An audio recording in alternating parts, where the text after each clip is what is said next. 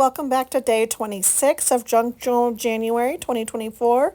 Today is translucent and I'm going to use this little vintage envelope that I included in my junk journal to put a stamp and then do some embossing over it with translucent embossing powders from Distress Tim Holtz line.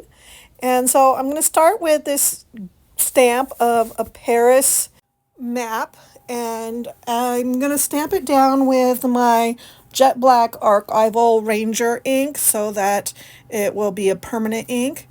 Then I'm going to use my Distress embossing ink pad on top of it to lay down my glazes. And for my glazes, the bluish colored one is weathered wood. The lighter yellowy looking one is antique linen, and the darker peachy looking one is tattered rose.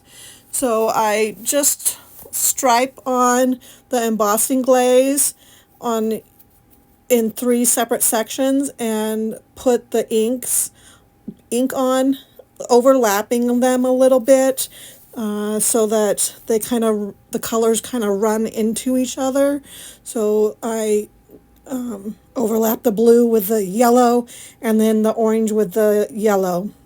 After I'm all done embossing these, heat embossing them, and they get all shiny, I'm going to just keep my page to that today since it is translucent is the theme. The only thing I do after I'm done with all the embossing is I stamp up the date on this and I put it back in my book. Before I do that, I put it back in my book and then stamp the date with the archival jet black ink, which stamps just fine on top of the embossed glaze.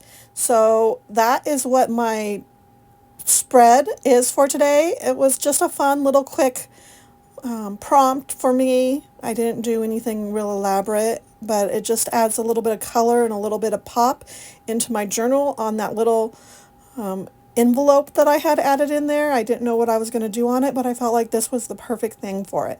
So I hope you guys enjoyed today, and I'll see you tomorrow for day 27